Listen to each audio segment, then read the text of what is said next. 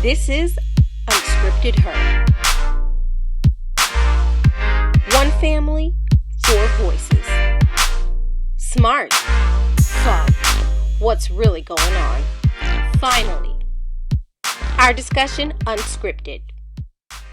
Hello, everyone. We're back with Unscripted Her. And this evening, or today, whatever time it is that you are watching us, we're going to discuss the Democratic National Committee Convention, which just wrapped up last week. So it may have been 2 weeks ago by the time you actually view this, but we are still in the height of the election season. And I think that it is important that we just pause for a moment and focus on what is truly a historic convention. Now, some people may think that these conventions are boring, they don't matter, they don't mean anything, they're just a big show with a bunch of people gathering together to scream at each other in funny hats.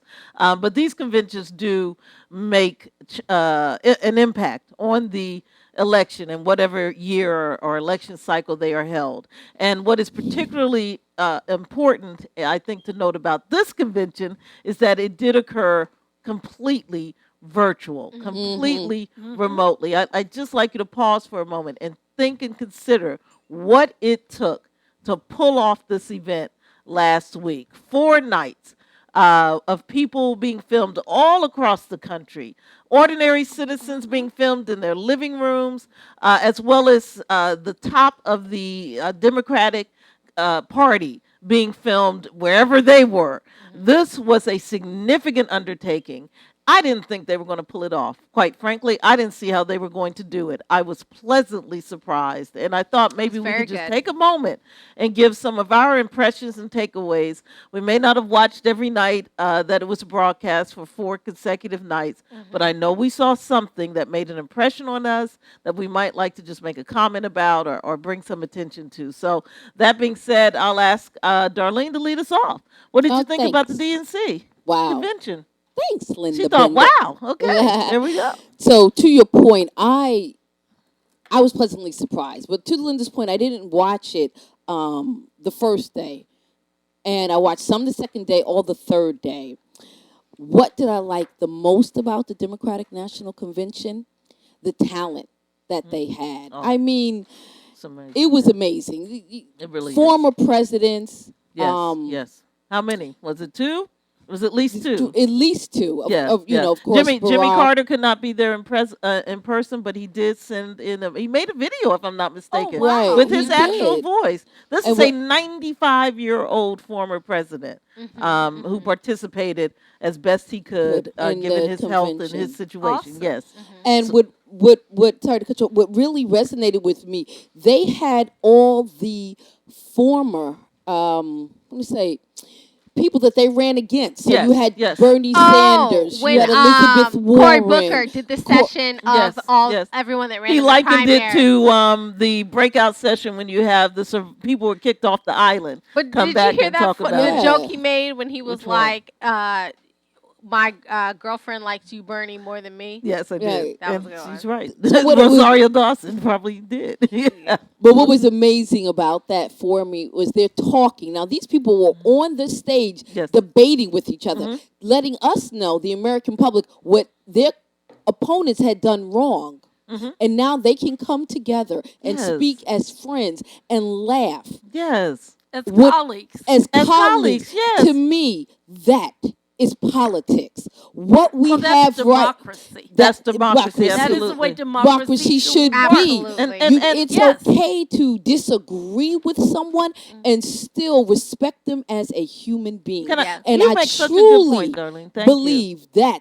that's America. That's If I can just America. piggyback off of what Darlene is saying. I mean, we can disagree without being disagreeable. Yes. They're not calling each other names. They're not attacking each other personally. They're not accusing their family members of murdering other presidents or participating in conspiracies to murder other presidents. They are coming together at the end of the day to recognize that, hey, I didn't make it. It wasn't my time. But we will put all of our support behind the person or persons who did. And they were coming coming from all different segments of society. You had an Asian businessman. You had a black senator who still lives in an urban community.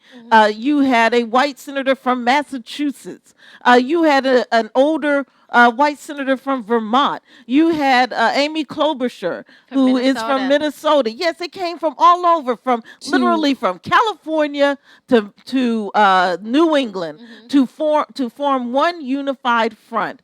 In support of the Democratic Party and its policies. Though he wasn't in that session, no, he wasn't, had a but he separate was there. session. So they all came together. Absolutely. And then you also Thank had you for pointing that out, Gay. Darlene. That was very important. That was very important to note. So Also, I'm sorry, did you have another takeaway? No, that was fine. If you have another takeaway, I know it's a lot. You get excited about right. it. I know we have limited time, so I wanted to get, Ellen's takeaway, maybe. Oh, yes, I was going to move on to Donnellda's takeaway. Yes. What you think? I haven't formed my takeaway yet. Okay.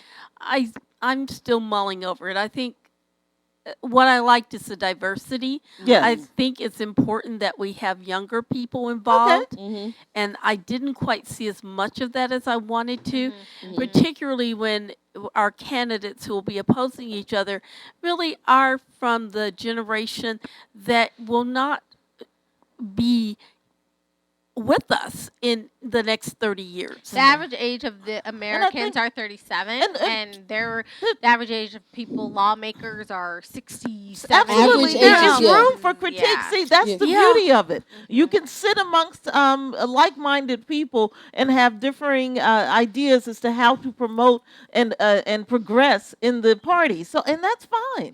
That's fine. I'm sure Kamala and Bernie and Elizabeth would say, you make a good point. Well, Let's talk about that. I just think it's imperative that going forward, both parties, but the Democrats and the Republicans include the next generations. They need to have my daughter's generation. They need to have my niece who just turned 23, as well as the older generations like me.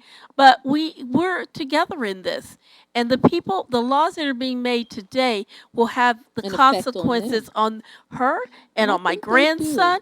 And so those people need to be represented. Can I just say that that's the theme of the whole passing the torch concept. And and of course I agree with you. We do need to pass this torch, and we need to groom the young people to be prepared to receive it as we're passing it. While they could have done better, I'm sure, I don't think that they did that poorly. I will say that you do have persons such as Pete Buttigieg. Yes. Very young. He's not even 40 yet. No. He barely meet. Well, he has to be 30. He barely met the qualifying age. One of the things that the president of the Young Democrats said was that there are more people in the party that are leaders besides you know AOC. what? This is a discussion that we will definitely have to pick up again, because if this is a problem, then we want to explore it, we want to expose it, and we want to look for the solution. I think it's a problem, and we should talk about it later. Yes. I think the reason, particularly when you have such elder statespersons running for president, it's very noticeable if you don't have younger people. Do you not count Kamala as a younger? No, Kamala's 55, 56. Right. She's still relatively young when you're running for president. But the average American is 37. Yeah, I understand, but the average American can't run for president. No, but when it comes to leadership in our party, we need some more. In my party, the Democratic Party, you need to have a diversity of voices. I think, and I didn't hear. But anyway, like you said, we'll talk about that later. Yes, Darlene. Ellen, what's your takeaway? Okay. Darlene, no. Go ahead. You're just moving us along, or you? Yeah, I was moving us along anyway. All right. I know that we're definitely going to wrap up. Once again, we can become distracted because we are involved and engaged and passionate about these topics. I will ask my niece Ellen, who is what generation are you, Ellen? I can't keep up. What is it? Are you a millennial?